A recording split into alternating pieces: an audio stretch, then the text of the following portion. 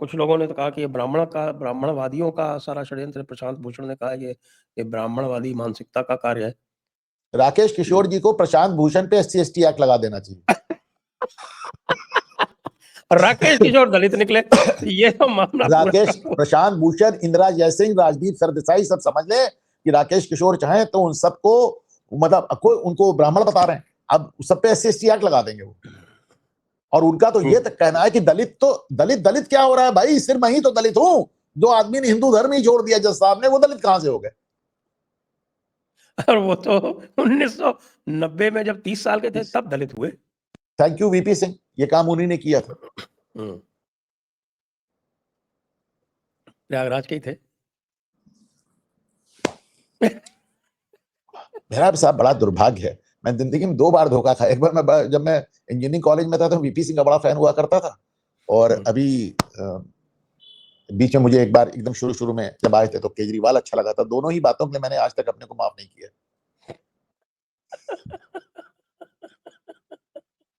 अब साहब वो इंजीनियरिंग कॉलेज में थे और एकदम यंग एज थी, उसमें VP सिंह अपना आके कविता करते रहते थे।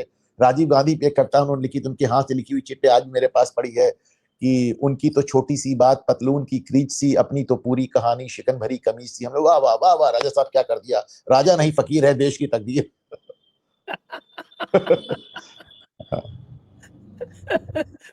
देश की ऐसी तैसी करने में सबसे पहला हाथ उन्हीं का था। VP सिंह पे कभी एक बार एक अलग प्रोग्राम कीजिए तो मैं आपको बताता हूँ VP सिंह ने क्या क्या किया।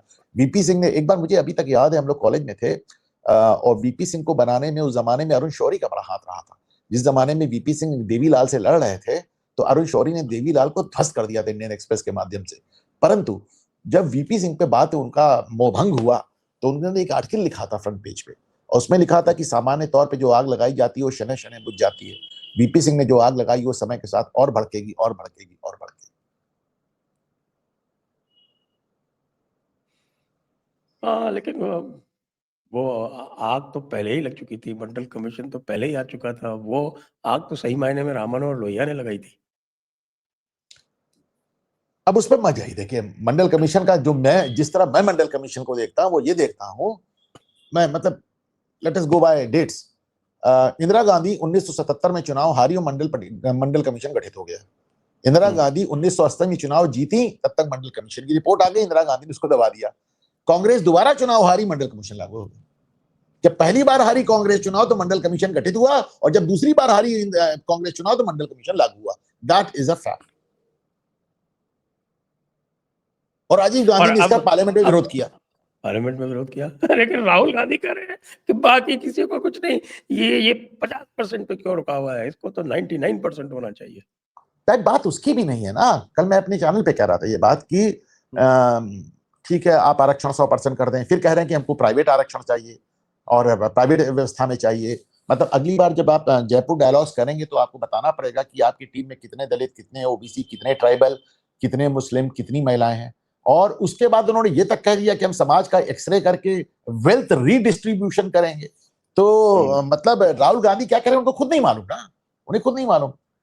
उनको तो ट्विंकल ट्विंकल जैसा कुछ रटा दिया जाता है, वो बोलते चले जाते। उन्हें ही has no idea what is talking about. वो एनार्की की बात कर रहे हैं साहब। हम उसी देश में रहते हैं जहां पे कल बात हो रही थी मेरी उस आदिचन के प्रोग्राम में, मैं कह रहा था कि साहब हम उसी देश में रहते हैं जहां पर ये रेंट कंट्रोल जैसे कानून हुआ करते थे कि संजय दीक्षित साहब कलेक्टर हैं और मैंने जाके कहा कि भाई वो अभिषेक तिवारी का घर 8 कमरे का है और केवल 4 रहने वाले हैं, और संजय दीक्षित साहब ने कहा लो 4 कमरे तुम्हारे हुए, आज से जाओ जाके घुस जाओ जाके। लाखों घरों में लोग इस हिसाब से घुस रहे थे साहब।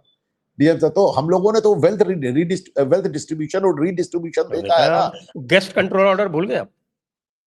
Guest control order, I have no idea what you talking about. तो गेस्ट कंट्रोल ऑर्डर साहब, 100 से ज्यादा गेस्ट नहीं बुला सकते थे आप, उसके लिए परमिशन लेनी पड़ती थी। वो तो शादीवादी की बात, शादीवादी फंक्शन में भी साहब मैंने दुनिया भर के दिए।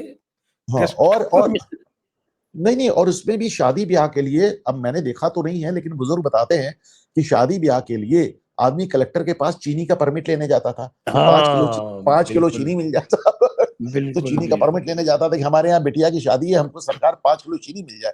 तो अब वो उस तरह की बात। अच्छा, एक बात और है, मैं कहता हूं ना कि जो चीजें सब्जेक्टिव है, आप दिन रात उस पर बहस कीजिए, पर जिनका स्वतः प्रमाण है, जैसे फॉर एग्जाम्पल जिस समाजवाद की बात राहुल गांधी कर रहे हैं या कोई भी कर रहा है या नरेंद्र मोदी भी करें, उस समाजवाद ने हमको केवल 40 साल में दिवालिया कर दिया।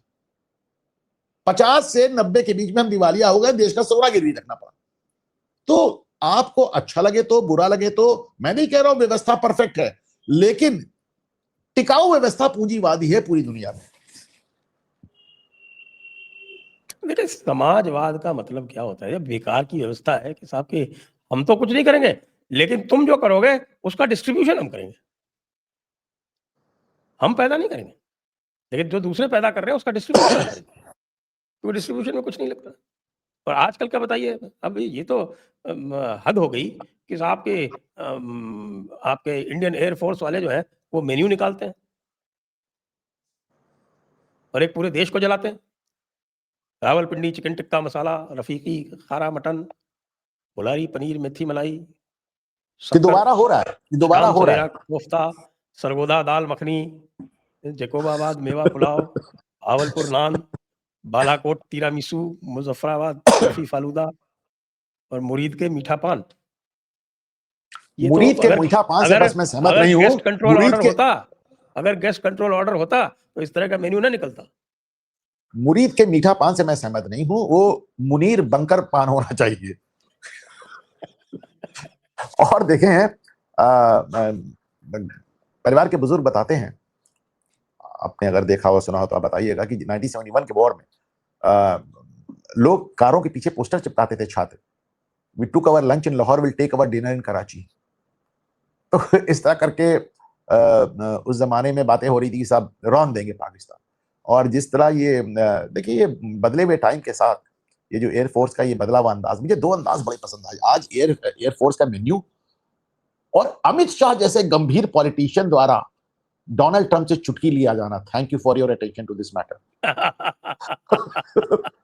कमाल साहब, कमाल। ये अच्छा नहीं है, ऐसा नहीं करना चाहिए। बहुत बढ़िया, बहुत मतलब देखिए भाई, ये बदलते हुए समय में की जरूरत है, बदलते हुए समय की जरूरत है, इस तरह की बात है। अच्छा देखिए, बोले कोई कुछ भी, वो तो पाकिस्तान की पुरानी आदत है, आप उसको उठा के पटक के मारते हैं तो खड़ा हो जाता, कपड़े वपड़े झाड़ के फिर घूरने लगता, उसका कुछ नहीं हो सकता। लेकिन मतलब जिसने दुनिया का सबसे बड़ा सरेंडर किया, 93,000 आदमी लेकर, एक बार बीबीसी का मैं एक आर्टिकल देख रहा था, बीबीसी में कह रहे थे कि 93,000 लोगों को सरेंडर कराने के बाद ए खान नियाजी ऐसे बैठ के हंस के चाय पी रहा था कि हमको देखकर आश्चर्य हो रहा था, उसके चेहरे पे कोई शिकन नहीं थी, उसके चेहरे पे कोई शिकन नहीं थी।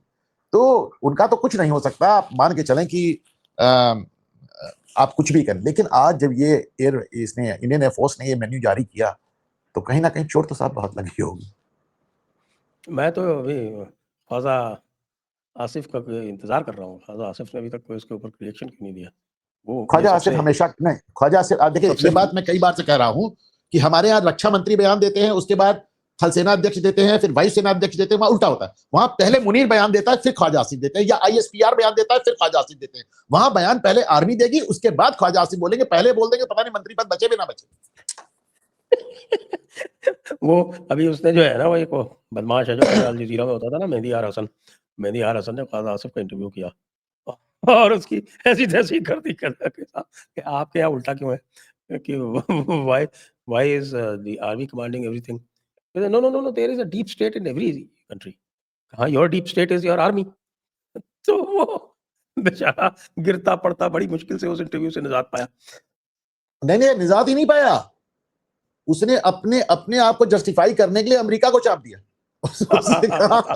उसने कहा अमेरिका का डीप स्टेट देखे ना, हमारा राष्ट्रपति क्या औकात है। अब लीजिए। अच्छा साहब, ये आपके एक पुराने